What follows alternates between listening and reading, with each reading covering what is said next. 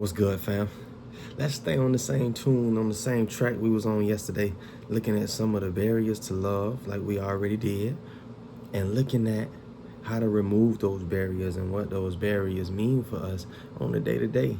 Because, I mean, if it ain't so bad, then why bother it? What grandma used to say, if it ain't broke, don't fix it, baby. But you run around telling people you broke. You run around telling people you need help, telling people you need to heal. So clearly, what you've been doing has left you broken, or under the impression that you're broken. And maybe you're just financially incapacitated because you're mentally decapitating yourself. Put that in your pipe and smoke it. Let's look at it. Let's dive into A Course in Miracles, man, and see what we can come up with today.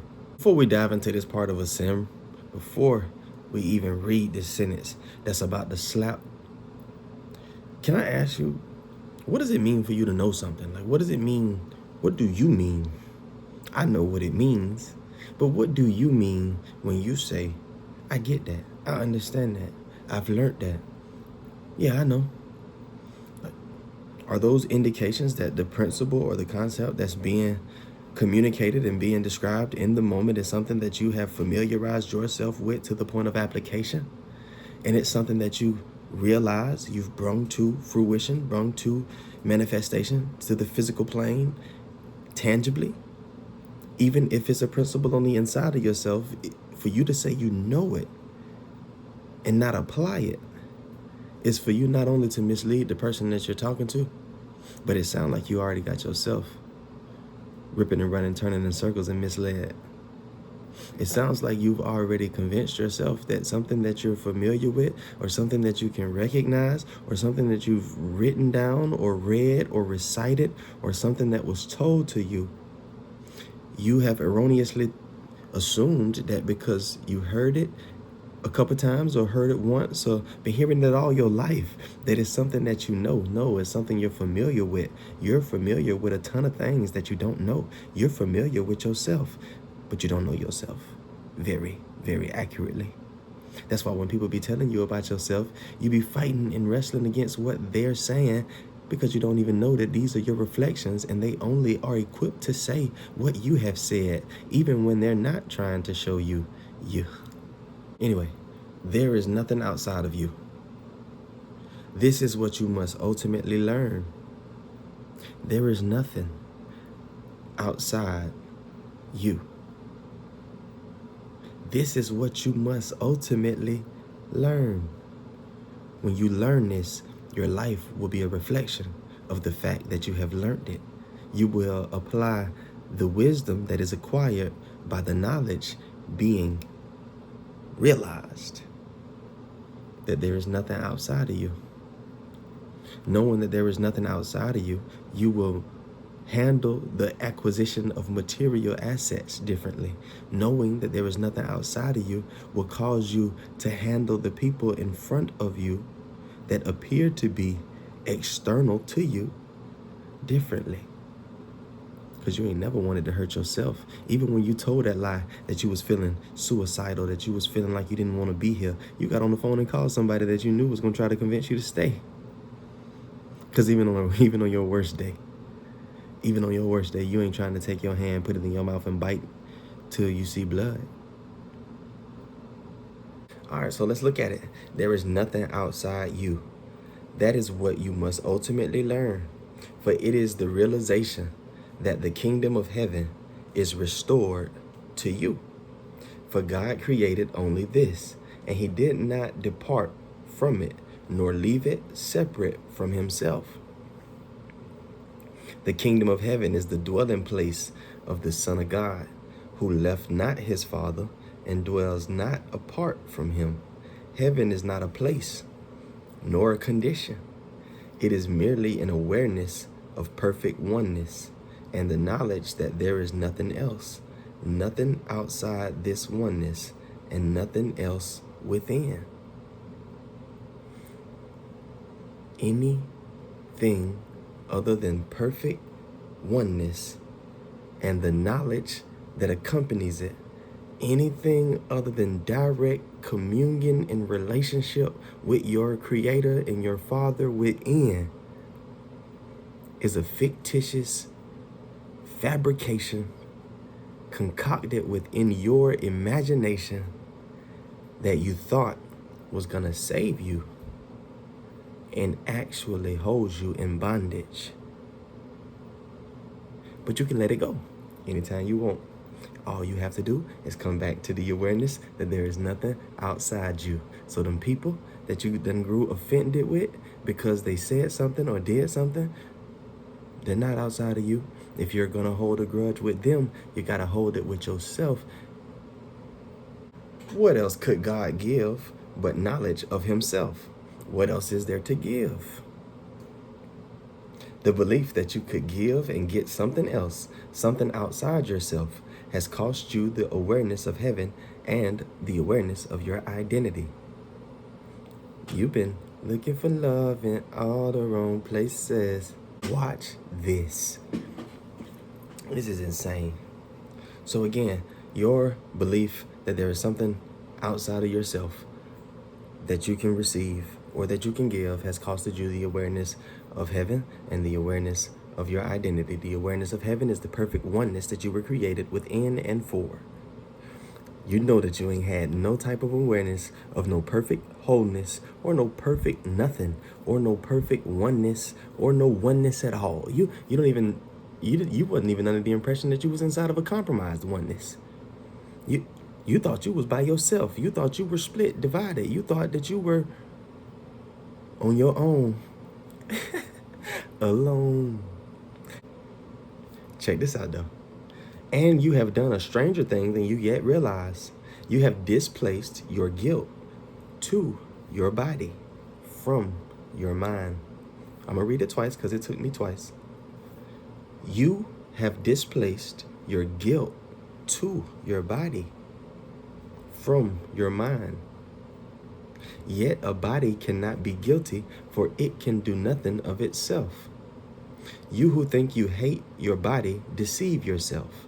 You hate your mind, for guilt has entered into it, and it would remain separate from your brothers, which it cannot do. To all of my ladies trying to drop pounds and get back in that prime figure so that they can get them a big stepper and they can drop them pictures on Instagram that they always talking about they gonna drop right before they deactivate and go missing for they happy ever after. Understand, this is just the update. This is just the digital version of you being rescued from the tower, whisked away by the night, and sailing off into the sunset for your happy ever after. Now we just fantasize about deactivating our Facebooks and shutting down our Instagrams and retreating to a space that we call home with a person that we call our own. Ooh-wee. Women, it's not your body that you're dissatisfied with. It's not your body that you have grown to hate and be disgusted with and avoid seeing truthfully and factually for what it is. It's not your body that has led you to the insecurities, to you needing someone else to tell you that you look nice today, to you getting dressed in hopes that somebody does, to you actually imagining somebody walking up and telling you that you look nice, and then going out throughout your day looking for this imaginary person that you built in the bathroom mirror. Understand, it's not your body that did this to you. It's your mind. It's not your body that you hate. It's your mind that you hate. For guilt has entered into it, and it will remain separate from all the other beings of the collective, which it cannot do. Which is why it's constantly feeding you the idea of rejection and disapproval, which sends you back into isolation, which is separation, which is an illusion, which is where the ego is developed and rises from. Do you see how all of this is connected? Minds are joined, bodies are not. Only by assigning to the mind the properties of the body does separation seem to be possible. And it is mind that seems to be fragmented and private and alone. Its guilt, which keeps it separate, is projected to the body, which suffers and dies because it is attacked to hold the separation in the mind and let it not know its identity. Mind cannot attack, but it can make fantasies and direct the body to act them out. Yet it is never what the body does that seems to satisfy, unless the mind believes the body is actually acting out its fantasies. It will attack the body by increasing the projection of its guilt upon it. Understand, you have not been at war with other people. You have not been at war with your baby mama. You have not been at war with your baby father. You have not been at war with your dear grandmama, your mama and daddy who was trying to help your goofy behind stay alive when you insisted on dying. You've been at war with yourself. You've been flipping and turning yourself in circles. We talk about this wheel, this pattern, this cycle of dysfunction that we are constantly finding ourselves on, even when we're not conscious of it. And this is where we find the words to accurately paint this picture for us. Only by assigning to the mind the properties of the body does separation seem to be possible. And it is the mind that seems to be fragmented and private and alone. The mind seems to be everything that the body actually is. But we live by sight and not by faith. We live by what we believe and not by what we know in true knowledge. So the fact that the mind is out of sight, it actually ends up out of mind. Isn't that crazy? Because your mind is out of sight, you end up acting out of your mind.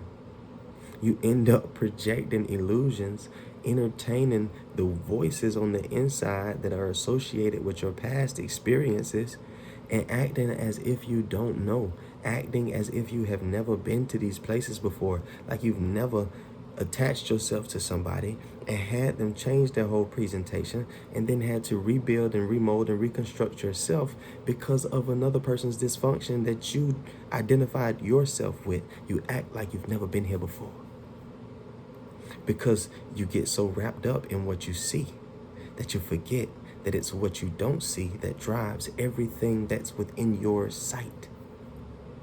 That's why you don't have to, that's why you're called not to live by sight, because sight is the secondary consequence of the thought.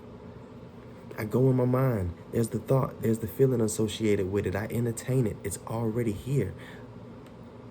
The material world, the physical plane, my sight is all behind. There is no stopping it once it's been constructed on the inside of me.